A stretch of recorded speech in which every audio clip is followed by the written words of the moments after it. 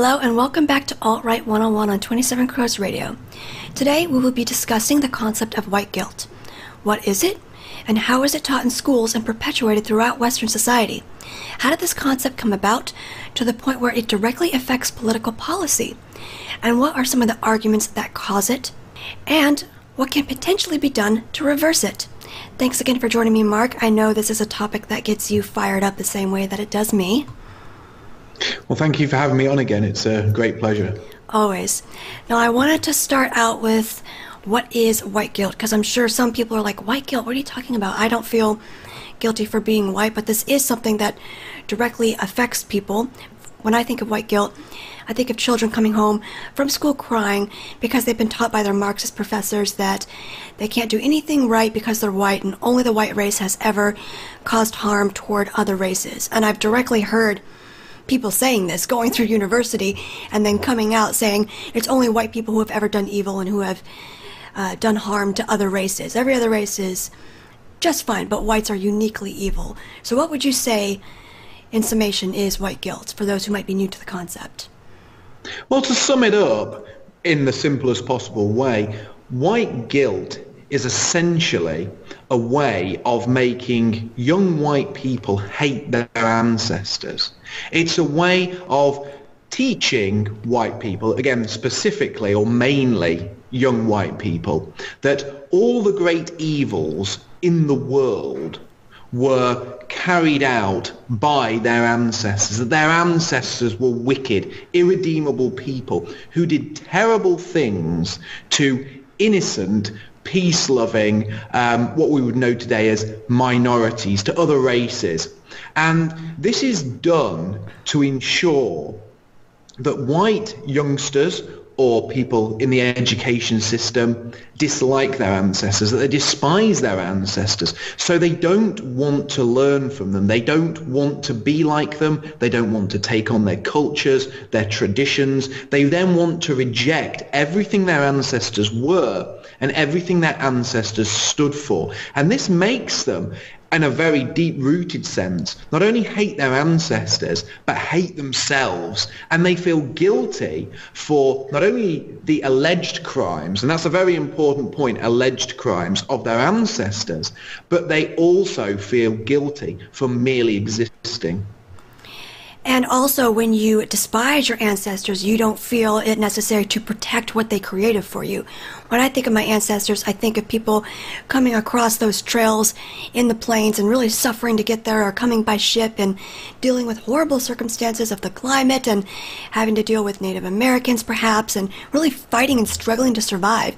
But when you strip that away and make people ashamed of their ancestors, they don't feel the need to protect that which they created for their progeny. Therefore, who cares if it falls apart? Who cares if we let in a bunch of immigrants who don't share our culture? Because anything has to be better than what conservatives or anyone else says we should be trying to protect out there, right? Yeah, that's a very, very important point. I mean, when you see what's going on in today's society, all of the great institutions, all of the great achievements of Western man, of our ancestors, are under attack. And young people no longer feel inclined to protect those institutions or achievements because they feel it is morally right for those of other races to tear down those achievements, because those achievements somehow pay reverence to a group of people who are evil, to a group of people who did terrible things. So their memory should be expunged from the collective thought of all, including themselves. And that's a very, very horrible situation to put people in. It really strips our young people of any pride in who they are. But it also, in another way, prevents young people from defending themselves because they somehow feel they are burdened with these alleged crimes of their ancestors. And in a very real way, some of these people feel they must also pay for the sins of their fathers. And that leaves people feeling very depressed. It leaves people feeling like they have this huge burden of guilt on their shoulders, and they feel like they constantly must make up things to people who essentially have never had anything done wrong to them. Because let's face it, the alleged crimes we're going to talk about happened decades, if not centuries earlier. And the people who were alleged to have suffered at the hands of our ancestors, they are long gone. And the ancestors who have been accused of these crimes are also long gone. So essentially this is a system whereby the son pays for the sins of the father. But the first interesting hypocrisy about white guilt is we are constantly told it's completely illogical for us as people of European descent to feel any pride in the achievements of our forefathers. However, we can certainly feel guilt for their alleged crimes. That's a good point as well. I always try to express it to people who might be new to it, saying that we're being made to feel that we need to punish ourselves for not having enslaved to people now who are not picking cotton. That's basically the concept I try to break it down to people who might be newbies. We feel guilt now for things done in the past by people we didn't even know. And it gets into a vicious cycle of the youth just feeling absolutely horrible about themselves and wanting to give control to ethnic minorities. And then some are naive enough to believe, oh, well, they just want to be treated nicely. They want to be treated well. They want equality. They want to be represented. And what kind of asshole would say they shouldn't be represented? But they don't realize that once they give that microphone over to them, these ethnic minorities, they're not going to give it back. Never are they going to give it back. No, exactly, and that's a very good point. There's no one alive of African descent today who has ever been owned by someone of European descent. Equally, there is no one of European descent alive today who has ever owned anyone of African descent. And when you put it into that very, very simple way, you can see this isn't some kind of natural justice as the left claim it is. This isn't about equality, which is always what they sell this on. This is about making whites, making those of European descent less equal. This is about making us second-class citizens. And you can see this quite simply. There's pictures doing the rounds on the internet of young white children who have never owned a slave, who have never met anyone who has owned a slave, walking around in chains with T-shirts that say, "So sorry," emblazoned across their chest. Well, what are these young children sorry for? And it's a very weird mindset to make somebody accept guilt for something they haven't done, for something they haven't played a part in, is not to help any victims. It is in fact to make that person a victim.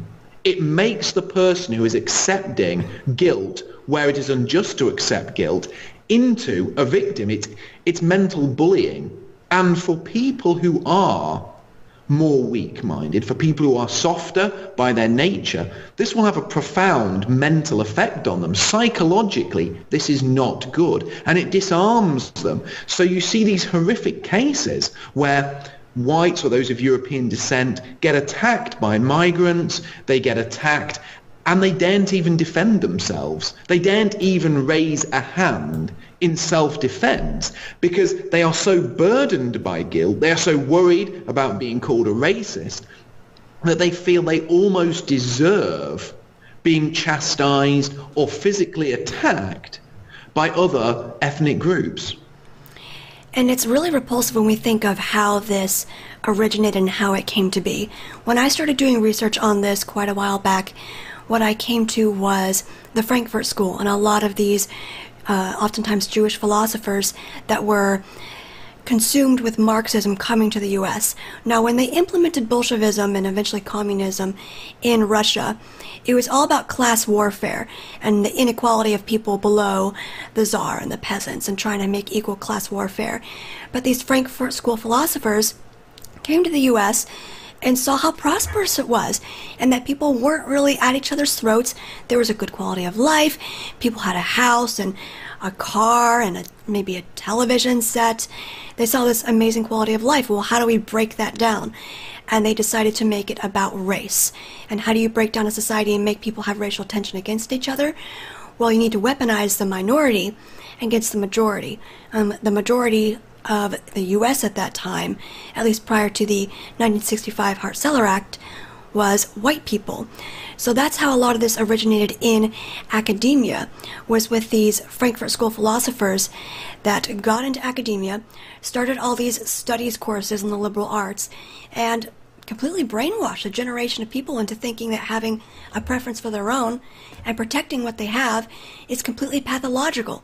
It's a disease. Because who are you to want to protect this when you are guilty of so many other horrific crimes? And I see this throughout, like I said, academia, of kids coming out of school and still believing this to this day. Well, that's a very important point, because young people are completely indoctrinated with this. Now, obviously, when we grew up, it was a different time, and they were already drip feeding this into schools, but now there is an entire industry built to promote white guilt. They promote it through the media, they promote it through the press, they promote it through documentaries, they promote it through Hollywood, and they even promote it through educational institutions. So children who grow up in the Western world are fed from a very young age a very, very damaging narrative. Every child of European descent is taught in schools that they're bad, they are the bad guys, their ancestors were the bad guys, they're the evil ones. And this is reinforced in all kinds of popular media. Think of films.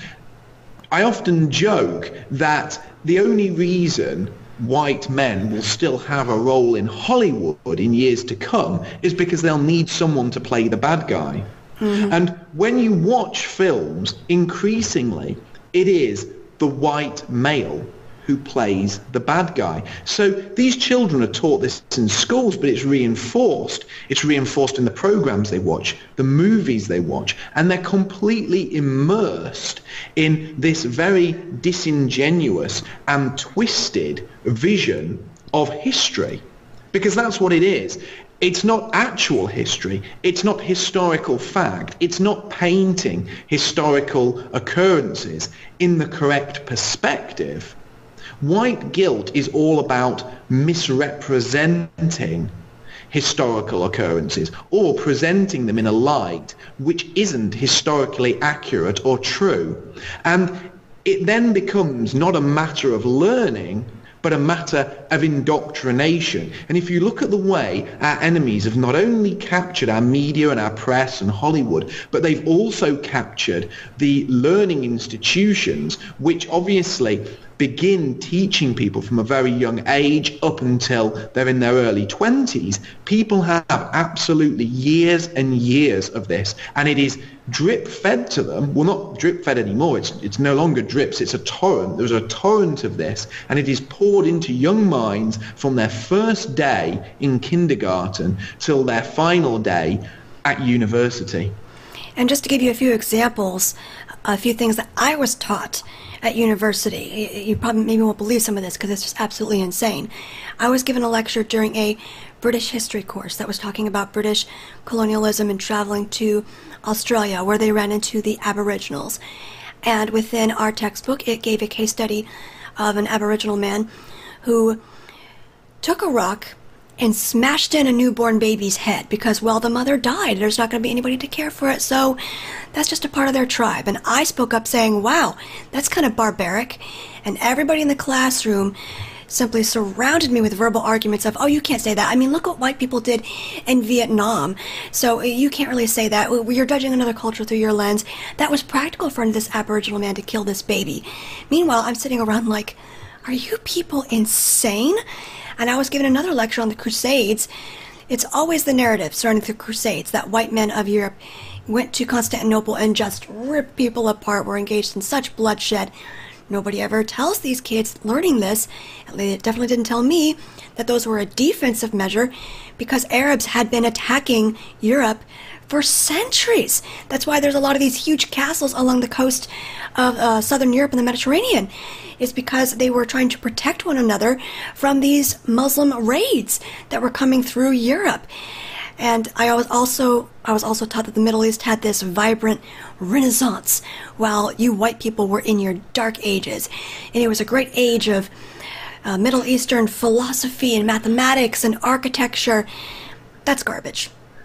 It's complete garbage, and more to the point, I've just got to interject there, because what a lot of people don't know, and it would shock many people, is that at one time the Islamic Crusades got so far, they actually occupied large tracts of Eastern and Central Europe. Mm-hmm. And at one time, Spain was almost was completely under Islamic control, and it was called, at the time, it was called Al-Andalus.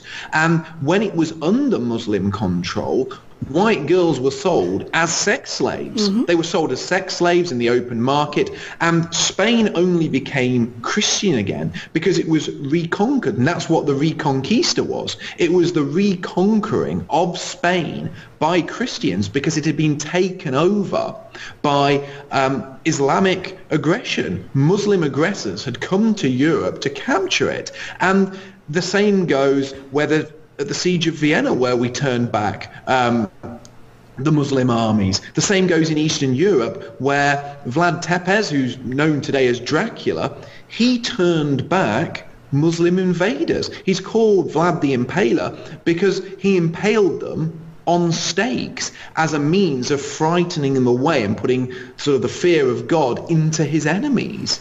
There has been many, many more invasions of Europe by Muslims than there has ever been invasions of the Middle East by those from the West. And just as a side note, I believe I read an article recently that in Romania it's actually now illegal for film crews to come and film anything pertaining to Vlad the Impaler or Dracula that shows him in a negative light, because they're still grateful to him for having kept out the Arabs and defending their land. So clearly Eastern Europeans have a different take on those Muslim invaders. Another thing I wanted to get into was how the media is very complicit in this, in the way that they protect minorities while collectively blaming whites. I see this all the time. When it's a white shooter, to give an example, the shooter in Las Vegas, we don't know the motive. Well, we can't possibly know the motive. We think there might have been a note, but nobody even asks anymore anything about the Las Vegas shooting. And for a long time it was, what was the motive? What was the motive? We never got one. And then also, they always say, man commits crime whenever it's a minority doing it. They do this all the time with Hispanics who come in, or blacks. During the Black Lives Matter kidnapping, I saw an article produced by CNN that said, teens kidnap boy. Not black teens kidnap white boy. They always protect the minority. But as soon as there's something like a school shooting, it's time to collectively blame all young white males for being involved in such horrible gun crime. And look at these awful redneck hicks. Why do they always go around collecting so many guns, even though they tend to be the minority of those who actually commit gun crimes? And another example, right after Trump's election, Van Jones got on CNN and said, this was a white lash. Because whites voted in Trump, primarily whites, it was a white lash against the minorities. So the media definitely takes a side when it comes to white guilt and are very complicit in it. No, I agree. I mean, I've actually seen headlines by, and these will come from the same papers. You'll have one saying, mass shootings are a white problem. Mm-hmm. White society needs to own up to its issues. It's time white society looked at itself for a change. And when something happens, they'll be very, very forthwith to tell us that these shootings are a problem amongst whites and whites should take a collective blame. Yet, if it's a Muslim shooter, these same papers will be sickening people on the far right, blame Muslims for one shooter. Don't blame Muslims. Muslims are peace-loving. And you're like, not too sure about that. You heard of Manchester? I don't know about this. And another thing they always try and do, in any case where it's an ethnic minority, or especially a Muslim, they try to claim that it's not Muslims that are the problem, it's terrorists. And some terrorists just use Islam as a cover for their activity. And you think, how do they come up? How do they actually come up with it? We are. Well, I also laugh because when people say Americans were involved in the slave trade, or the British were involved in the slave trade, you take for granted that they mean some British people were involved in the slave trade, or the British state was involved in the slave trade. They don't have to follow their arguments with, but not all British people, and some opposed it, and don't blame everyone. But if you say something like, blacks rioted last night in Miami, they're like, oh my God, do you mean all blacks?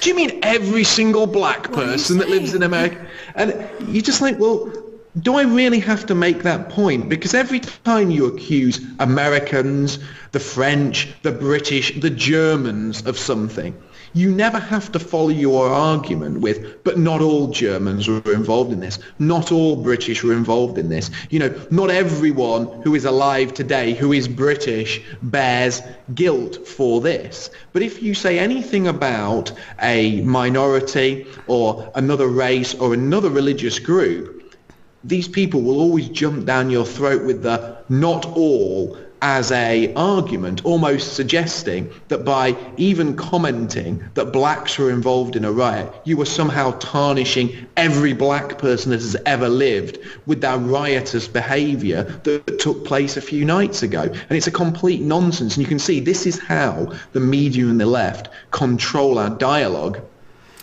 Another angle I wanted to take it from was Hollywood, because they have been extremely guilty in pushing an anti-white narrative, and they're always condemning blue-collar whites, particularly in flyover states, whilst glorifying minorities.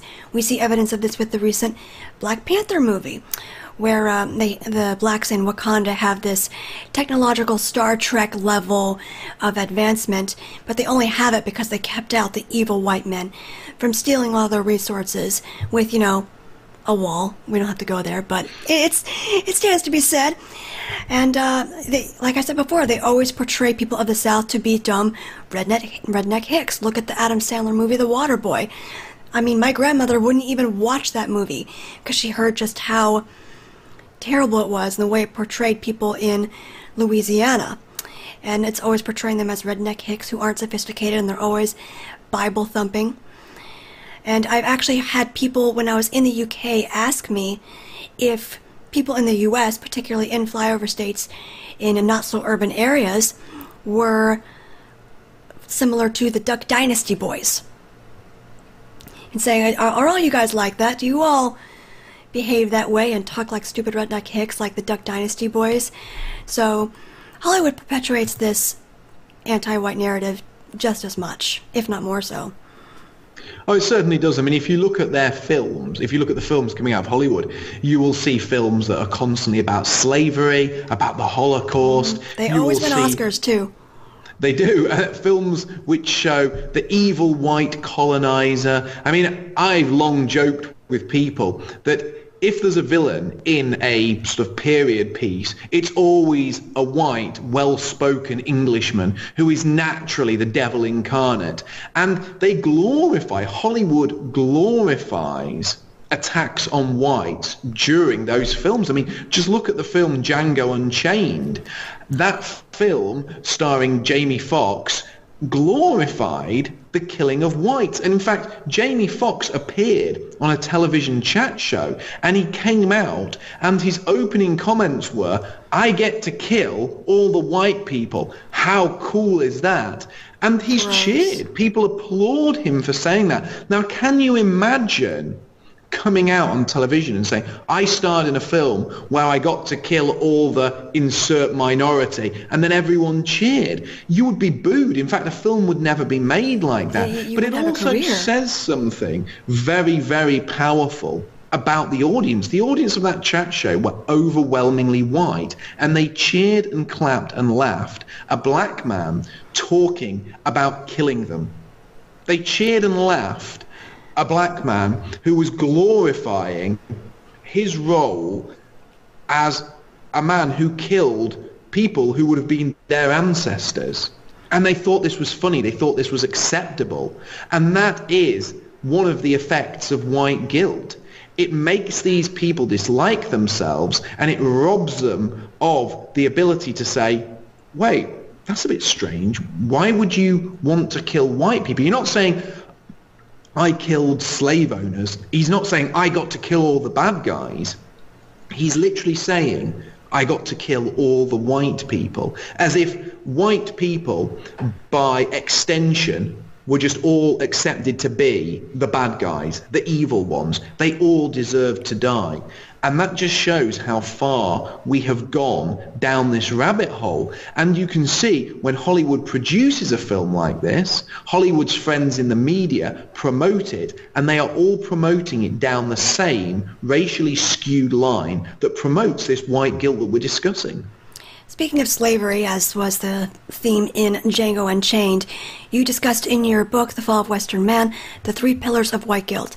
And those were slavery, colonialism, and the Holocaust. Now, I could go on all day about slavery and how it's used against whites. Every single time we in the alt-right talk about white achievements, regardless of what it is, it's always, oh, well, you can't take credit for that because, number one, that was your ancestors, that wasn't you, and two, the U.S. was built on the backs of slaves. And to me, that's a weak argument because that's like giving the hammer the credit for building the Library of Congress. It was white people who designed it and implemented it. Maybe a couple slaves were used to put the hammer in to nail something, but it was white people who created that. And I wanted us to take a couple minutes just to debunk how this is so untrue and how slavery is used against white people as a weapon, even though we got rid of it. We sure as hell didn't start it, but we got rid of it. Well, when we talk about slavery, I've got to give myself a little bit of a plug here. Go for it. Last week I produced, shameless self-promotion here. I produced a video last week called Slavery, an Instrument of White Guilt, and I talked extensively about slavery, about the slave trade. But the first thing, and this dovetails with something I said earlier, I talked about the way when the enemies of the West, the people pushing white guilt, present these historical occurrences, they do so in a very disingenuous manner. They either outright lie or they present history from the wrong perspective or not in the correct context. And when you look at slavery, slavery existed before recorded history. Slavery is something that has been an institution known to all men. And all men, regardless of colour, regardless of race, regardless of ethnicity, have at one time owned slaves. But equally all men, regardless of race or ethnicity, have also owned slaves. So everyone's been owned and everyone has owned slaves. So white people have at times been slaves. They have also owned slaves. Blacks have been slaves, but equally they have owned slaves. And when you take slavery as a global phenomenon, which it is, and then you try to paint whites as the global slave traders, as the ones who are unique for owning slaves, which is what Hollywood, the media, and the establishment does, that's extremely disingenuous. Now, I know what the liberal argument to that will be, and the liberal argument is always, well, whites might not have been the only people involved in the slave trade, but they were certainly the worst offenders when it came to slavery. But again, that's a complete lie. And this can be busted, this myth can be busted straight away in saying that during the transatlantic slave trade, around 12.5 million Africans were taken to the Americas. About 5% of them ended up in what is today the United States. And at the peak of slavery in the United States, around 1.6% of free people owned slaves. So slavery was only ever practiced by a real minority. It wasn't something that was commonplace or a common practice amongst whites. Now, if you compare that with the Arab slave trade, something like 14 to 28 million, far more than were ever taken in the transatlantic slave trade, were taken to the Middle East. And the mortality rate was much, much higher. They were treated far worse. And people will say, well, if all these people of African descent were taken from Africa and transported to the Middle East, why don't you see large numbers of Africans in the Middle East today as you do in the United States? Well, the answer to that is very, very simple, but also very disturbing. When we, or our ancestors, transported slaves across the Atlantic to work in agriculture, it's primarily agricultural reasons that we took slaves to the Americas, they were treated comparatively well. Now, I'm not saying they had a great life, and I'm not making excuses, but what I'm saying is comparatively, they were treated well. They were allowed to marry, they were allowed to have families, and they were given some basic rights. However, when Arabs took those of African descent to the Middle East, they mainly took women as sex slaves, and any men that were taken were usually used for military service or for horrific jobs and were castrated. They were all castrated. Which killed them oftentimes, right? Yeah, that would kill many of them. The mortality rates were much higher. And women who were used as sex slaves, any children born to those women were usually killed at birth. And when you look at it, you can actually see that there are far worse instances of slavery than the transatlantic slave trade, but they're not taught in school because they don't cause white guilt and because they also might offend Muslims, which are another sacred cow of the liberal establishment. But there's one final point I'll make about slavery, and that is that there is another huge myth, and it's that white people went to Africa and rounded up all these peace-loving Africans and shipped them off. But again, that's not true. We went to Africa and we bought black slaves from often black slave traders. Mm-hmm. Blacks conquered other black tribes. For example, the Ashanti Empire, much of their wealth, and that's where modern-day Ghana is today, was built off the back of trading other blacks to whites down at the slave coast, at the slave forts on the coast, should I say. And that's a fact many people don't want to talk about because it places slavery in the correct historical context. And the other interesting thing is, despite everyone being involved in slavery in one way or another, despite millions of whites being taken by Barbary pirates and sold as slaves, despite millions of whites being sold in Al-Andalus or in East by Islamic slave traders, whites get the blame. But really, whites should be the ones held up because we are the only people who, as a whole, as a group, opposed and fought against slavery. We're the only ones who abolished it, and after we abolished it, it continued and continues to this day in the Islamic world, in Africa, and in developing and third world countries. So we are the exception to the rule in that we acknowledge slavery was wrong and we spent, by today's standards, what would be billions in resources and troops combating global slavery. Now, you see, every time you were going to make a point, I was like, oh, okay, I can mention this point. And then you just went right along with it. That was great. I don't feel like I need to even continue on that one because you just nailed it. But the next pillar of white guilt was colonialism that was featured in your book. And that basically gives credence to the idea that, well, you're not entitled to these lands because you stole them. Colonialism was nothing but a homicidal, genocidal thing that whites did, going into these other countries, taking over, stealing all resources for their own benefit, and slaughtering the native peoples. Again, this is complete garbage. And another group of people who colonized out there that they never mention is the Turks. The Turkish Empire was huge in taking over various areas, which we covered. And as far as why this is not true, as I've heard you say many times, we gave more than we took. All these countries that we colonized, I will continue to argue, are better off for us having colonized them. I mean, what did the Aboriginals have prior to us coming in? They didn't even invent the wheel. Same for Africans, who now have better GDP, higher literacy rates, more education, highways, cars, They have better economies, modern medicine, all these things that we brought to them and gave to them.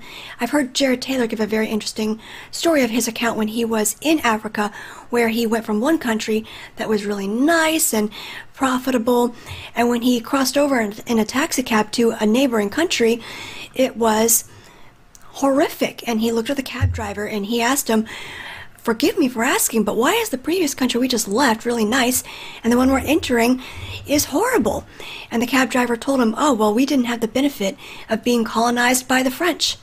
So clearly, white people gave a lot to these countries and continue giving to them. Right now in Zimbabwe, after they ousted the white farmers and killed off a lot of the whites there, they're now begging them to come back because they realize now that whites, when they colonize an area, when they live there, they bring good qualities with them and enrich an area. Well, that's certainly true. I mean, it is the case as well with slavery, just to bounce back off what Jared Taylor said. There is no person of African descent who lives in the States today who would be better off had their ancestors not been taken across the Atlantic as a slave. There is no freed slave, or should I say descendant of a freed slave in America today, who would be better off living in Africa. They all have benefited ultimately from our ancestors transporting their ancestors to the other side of the Atlantic. They have a far better life, and those who remained in Africa have a better life also because of our ancestors. Now, I'm not saying either of those things, either colonialism or slavery, were the correct things, and they're certainly not doing anything for us now. But we did give more than we took, and we did create a better world for these people. We reduced infant mortality. We increased the quality and the length of life. We gave them clean running water and sanitation. We showed them that by putting a well in, it meant you didn't have to walk 7 or 8 miles to a muddy creek to fetch infected water. All of these things were a huge improvement to life in Africa. And the things we took, like the minerals, we didn't steal them. They weren't being used at the time. Now, that doesn't necessarily make it right, but again, it puts it in context. It's not like African tribes were mining bauxite and cobalt and platinum group minerals and gold, and we went there and took over their mining operations. They didn't even know what those things were. Now, as you so rightly said, many of these tribes hadn't even invented the wheel. We enriched those people, and their descendants are still benefiting from that enrichment to this day. Even Muhammad Ali said the exact same thing. He went to Africa, came back, and said, "Thank God my granddaddy was put on that boat." He was able to see the state of Africa today and how he directly benefited from being in the U.S. Another topic for discussion as far as the pillars of white guilt that you mentioned in your book was the Holocaust. And the way I see this being used as a form of white guilt is not only through Hollywood. They always say to these actresses, if you want to win an Oscar, do a film on the Holocaust, because it is a bankable way to feed into white guilt narratives.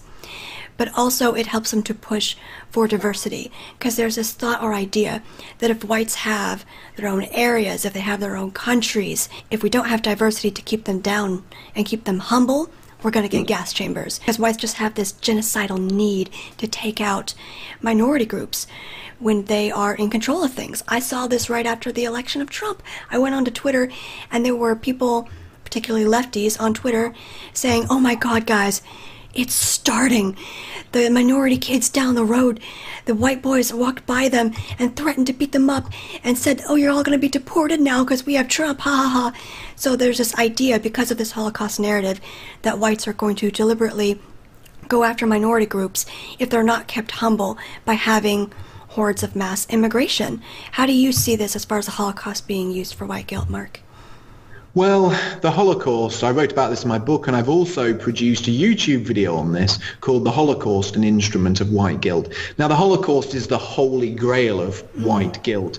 The Holocaust is this unquestionable truth. It's like the central teaching almost to a religious cult, in that it's unquestionable, that you can actually go to jail in many developed world countries for questioning any facet of the official narrative. It's the one thing in history that can't be questioned. It's placed above all other historical occurrences. And the importance of this to the establishment, as you rightfully said, is that it's based on the idea that whites are not only cruel, that whites are not only evil by their nature, but they're most evil and most cruel when motivated by the desire for nationalism, self-determination, and to be in control of their own destiny. And when they try to grasp those things, when they try to be in control of their own destiny, they become even worse. And this is obviously used as a way to put so many people off engaging in any form of nationalistic or even patriotic activity. And they use it as a stick to beat anyone with who opposes immigration, who talks about the negative facets of multiculturalism, of course, which there are many. And there is an entire industry built, a multi-million-dollar industry built around promoting the Holocaust narrative. There are documentaries made, there are books written, movies made, television shows. It's now even featured in computer games, and it is part of the official curriculum here in our schools. In our schools here in Britain, it is something that is taught as a mandatory part of the curriculum. Every child has to know about it, and it even has its own special day of remembrance. This thing is truly placed upon a pedestal above all others because it is central to the white guilt narrative and making our people feel as if they are devils, as if they are demons, as if they are naturally the bad guys and they must atone for sins. And anyone that questions this, well, you can lose your career, you can lose your family, you can be pilloried, you can even go to jail. I've seen people gain social brownie points as well for trying to shill for the Holocaust as hard as they possibly can. I saw this when I was involved in publishing. There was or still is, a very radical writer called Justina Ireland, who put out a blog post about a novel she was reading about young Germans growing up in Germany during World War II, but it didn't mention the Holocaust. And because the author didn't mention the Holocaust and bring up the plight of those killed during the Holocaust, she put the book on blast and just about destroyed this author's career, because how dare you have a novel set in Nazi Germany and not bring up the Holocaust? What kind of human being are you? And I could see her gaining likes on social media and social brownie points for this. I've also seen it used as a tool against, as you were saying, like nationalism and patriotism, where anything that can be directly associated with the Nazis is automatically associated with it resulting in a Holocaust. And I heard people within the Frankfurt School, when I looked at some of their lectures and the history of what they said, comparing Hitler with nationalism, pretty much saying, well, the Holocaust was allowed to happen because Hitler was a nationalist, fiercely for Germany. And because Hitler was a nationalist, he refused communism, and that's why fascism arose, and pretty much trying to create a false narrative of when we have nationalism, it results in a Holocaust, whereas communism is great, communism is fine, it just hasn't been done properly yet. So yeah, there's an entire industry around getting social brownie points for creating false accusations and correlations of XYZ can lead to a Holocaust. Indeed, and the other thing, which I'm glad you brought up communism, you see, because this is the other great hypocrisy when it comes to the Holocaust. Even if you take the official figures, even if you take the 6 million, and you take that as gospel, and you say, right, we're putting this on the table, 6 million Jews were killed by the Nazis. Even if you take that, it still does not make the Holocaust the worst occurrence or the worst mass slaughter in history. In fact, there has been far worse, all under communism. At a conservative estimate, communism has killed in excess of 100 million, and that's a conservative estimate. The sort of larger figures go above 160 million. You have around 60 million killed in China alone under Chairman Mao. And people will say, oh, well, they were killed under a long period of time. It wasn't just one occurrence. That's what makes the Holocaust stand out. But again, that's untrue. If you take the Holodomor, which took place in the Ukraine, that was a planned famine that killed between 7 to 10 million Ukrainians over a 2-year period. And that was organized by the Soviet government, by the communists. It was organized to wipe out vast numbers of Ukrainians. And when I say a planned famine, people confiscated food. Communists went door to door, taking people's food, taking people's resources, ensuring they had nothing to eat, and they died en masse. But interestingly, despite the mass death toll in the Holodomor, children aren't taught it in schools. They wouldn't know what it is. But the Holodomor is, at best, hidden history, and at worst, something that's freely debated and even covered up by pro-communist historians. And this shows the double standard you see, because people in the establishment, people in the mass media, people in the education system, they cherry-pick events, they portray them in a historically inaccurate context because they are trying to push a narrative, and that narrative is white guilt. Yeah, they never bring up, like, the Armenian genocide, the Cambodian genocide, the Rwandan genocide. It's only genocides that they deem white people guilty of who were not communists that they even want to talk about, because, you know, communism, a whole other thing, we don't even want to look at it because they want to try it again. But another genocide they try to use against us, which in my mind isn't a genocide at all, is the idea of all you Americans coming here, you slaughtered the natives, you slaughtered the Indians here. Well, that is completely untrue. First of all, the natives were slaughtering each other long before we came around. Some of the most vicious crimes imaginable to humanity as a whole happened within, like, I think it was the Pawnee and the Blackfeet and the Comanche. I did a whole course just studying the Comanche in school. They were not nice people, often enslaved each other, owned more, I think a vast majority of what we know today as Texas, and did it through raiding and stealing horses, because horses were considered very valuable. And how were the natives really wiped out? Well, a lot of it was due to famine and tribal warfare and illness that was not brought in by the white man.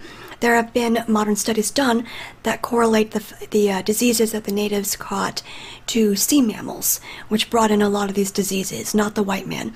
And one of the craziest stories that drives me out of my mind is this idea or case study taught to kids that apparently the Pilgrims smothered a bunch of blankets with smallpox germs and then gave it to the Native Americans to kill them back in, like, let's say the 16 to 1700s. So I'm going, okay, you're basically suggesting that there was a genocidal attack against the Native Americans from the Pilgrims using a biological weapon before germ theory even existed. If you had suggested doing something like that back then, you probably would have gotten burned at the stake. So yeah, it's just another lie that they use to perpetuate white guilt and always say that the natives or minorities are noble savages. And we see this portrayed once again in Hollywood.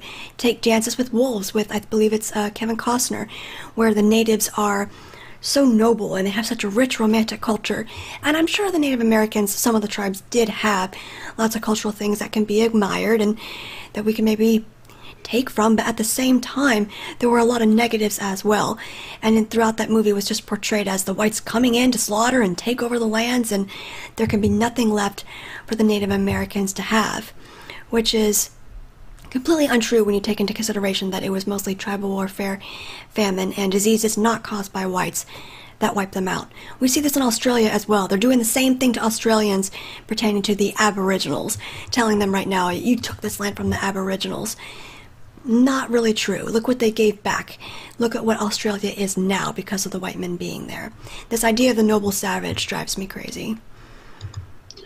No, I can completely understand where you're coming from. It's very similar to what I said earlier about the narrative on slavery. You know, they talk about the white man going to Africa and rounding up all these peace-loving Africans that were living in this tribal utopia. And nothing could really have been further from the truth. You know, white men did indeed buy black slaves, but they bought them off other blacks who had conquered them and were selling them to either whites or to Arabs or to Jews who were slave traders. And it's a similar narrative in North America. You know, the idea of the noble savage, as you call it, is something that has been pushed to make us look like the bad guys.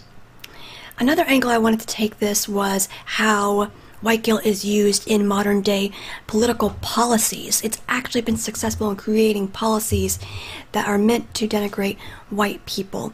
And one way I see this is through diversity quotas, where if you apply for a job, but the employers can find a Hispanic or an Asian or a black person that can do that job, regardless of whether or not you have more experience in that particular field.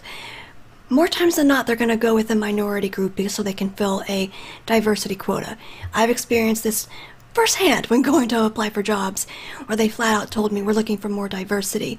And at the time, I didn't really know what that meant. I'm much older and wiser now. And another way was through affirmative action, where black people who don't necessarily have the proper test scores to get into university are allowed in over whites who possibly have higher test scores. And it's to say, oh, well, this is done because of the evils of slavery and because of the evils of Jim Crow and you always keeping black people down. To me, logically speaking, the only people that should be in university are those who qualify to get there, because you're setting these people up for failure. If they don't have the grades to get in then, just at the start, they're not going to have good grades during school. They might not be able to keep up, and then they'll feel like a failure. They might drop out, or they might get out, have a ton of debt, not be able to pay it off, not be able to get a job because they don't have the qualifications or the smarts to be able to do so because they weren't qualified to get in university to begin with. But then you have that diversity quota coming in, and then they might get into a company, and the overall status of that company might go down because you don't have well-qualified people working for you. So the tentacles of this fall into policy as well. Oh, they certainly do. They fall into policy, and they also are always used as tools to promote certain types of policy. For example, mass immigration. Mm-hmm. People use the white guilt narrative, and it's definitely used with colonialism here in the UK. People say, oh, well, you've got to let them in. After all, you went to their countries, you colonized their countries, so this is kind of like your doing. You know, this is only fair that they get to come here and colonize you now, you know, because you went to their countries and gave them clean running water and sanitation and healthcare and schooling and the wheel and a written language. They get to come here and claim benefits. Excuse me? How does that work? Does that mean they get 2 bites of the cherry that we provide? So it's used to disarm us. Then they call us xenophobes, and they say we don't understand history. You know, they use it to push liberalism. They not only use it to break up our community, because obviously once you hate your ancestors, once you reject your culture, once you reject your tradition, culture, tradition and heritage are the things that bind us as a community. So not only is it used as a way to dissolve the glue that holds us together, it's used as a way to dispel racist thoughts and beat people with the stick of xenophobia and racism. But there's also sort of a darkness to this. It's even darker than what we've talked about. When you see attacks on whites, when you see cases like we saw in Chicago, where that young disabled boy was taken by a group of blacks and tortured, and it was live streamed, we have to think about the mindset of the people that took him. Now, if you commit a crime, you usually don't want to be seen committing a crime. You cover your face, you might do it at night, you do everything to not be seen because you know committing a crime is wrong. Now, if you live stream something, it's usually indicative that you're proud of what you're doing. Now, these people were committing a very heinous crime, But they were clearly proud of that fact. They wanted the world to see what they were doing because they thought what they were doing was right, and they thought that people would agree with them. Well, why is that? Because white guilt doesn't just affect whites. It also promotes an idea amongst minorities living in the West that when they attack whites, when they commit acts of violence against whites, that those acts are justified and others will support them. Because there is always some liberal who will essentially back a minority when a minority attacks a white person. There will always be a liberal judge, a left-wing counsellor, someone in the media who will make excuses for these people. Because these judges, these establishment hacks, these media talking heads have often promoted the white guilt and anti-white hatred that has led to these minorities committing these anti-white acts. So white guilt really is this horrible thing that not only disarms us and prevents us protecting ourselves, prevents us speaking out against mass immigration. It prevents us fighting back against white genocide. It breaks down our communities. It destroys people's healthy mindset. It mentally degrades our people. It makes them hate themselves. So on one hand, there's all those negatives, but on the other hand, every minority that grows up in the school system, every minority that's influenced by the media, by Hollywood, is given reasons on a daily basis to why they should hate us, to why they should act in an aggressive way towards us, as to why they deserve something from us, why we should give them some form of reparation. And we're still talking about reparations today. Reparations for colonialism, reparations for the Holocaust, reparations for slavery. And the narrative is clear. We should give. We should hand over what we own. We should bend over. We should take the punishment. And minorities and people who have come to the West should dish out that punishment. They should be given things for free. They should be given a head start. They should be the first-class citizens, and we, in our own homelands, because of this white guilt, are becoming second-class citizens. And we are accepting not only becoming second-class citizens, but almost being slaves. We are now accepting abuse. We are turning a blind eye to acts of aggression against us. And we are making excuses for those acts of aggression. And when we are the victims, somehow we are always still the bad guys. And this is one of the key motors behind white genocide, the breaking of our Western heart, the crushing of our soul that has been done through this white guilt narrative is ultimately one of the things that is spearheading the ultimate attack on the West, which is, of course, the destruction of our people. And that is white genocide. Excellently put. I think a lot of people find this overwhelming, and they'll think to themselves, how can we combat something like this? Because the tentacles of it do run so deep. The branches are so wide-reaching. So many institutions, academia, Hollywood. And they're thinking, what can we do? How do we make sure our kids don't come home crying? As I've seen in videos of little girls coming home crying because, Mommy, I'm white, I hate being white. When I think of that, my first instinct is to say, well, homeschool your kids. Because you might talk to your kids a little bit. Hey, what'd you learn in school today, sweetheart? Oh, not much. You have homework? Okay, let's do your homework. But you don't know at the end of the day what those teachers are telling your kids, what the kids are saying to each other. And if you can swing it, I would say do your best to homeschool your kids. Or if you can't, try to find a network of other parents where you do one course and then there's another homeschool group nearby where someone's really good at mathematics and they can do mathematics with your kids. Try to work something out. I know that's not an option for all couples out there because a lot of couples have to work, both of them, just to bring in an income. But I would say the more we popularize homeschooling with people who are aware of this agenda and are aware how brainwashed our kids are becoming, not even becoming, have been for decades, the more so we'll be able to break free of this type of narrative and teach a little bit of racial pride and ethnic pride to our kids. What kind of advice would you have for people who want to combat this and make sure that their children don't get indoctrinated with this garbage? Be proud. That's all I can really say. Be proud. Your ancestors created the greatest civilization known to man. Every great and civilizationally defining invention came from the fertile mind of Western man. We industrialized everything. We built great civilizations. We invented and industrialized everything that changed the world. And we not only kept that to ourselves, but we took it across the entire world and we shared our knowledge with other people.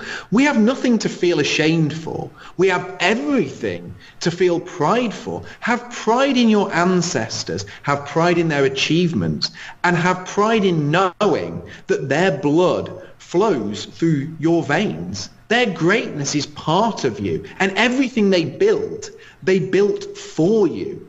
Embrace that, and that is the way to smash white guilt. That is the way to break the chains of white guilt that shackle generations of Western youth. Because you don't want to live your life in chains. Rise up, be proud of who you are, be proud of who your ancestors were, and feel no shame, feel no guilt. Because when you have ancestors that have achieved so much, there should be no time for anything but pride. I think that's an excellent point to end on, because you're always so inspirational when you go on about our ancestral pride, and I want people to feel a little bit enlivened after this one, because it is a heavy subject. So let my viewers know where to find your work in the future. You can find me on YouTube. I've just produced a couple of videos, one on slavery and one on the Holocaust and how they are two of the three pillars of white guilt. And you can also read my book, and I talked about these subjects in that book. It's called The Fall of Western Man, and it can be downloaded for free from www.thefallofwesternman.com, and you can also buy it in hardback and paperback. And I am Brie Fauché. You can find a video version of this podcast at briefauché.com and 27crowsradio.com. Take care, everyone. Bye.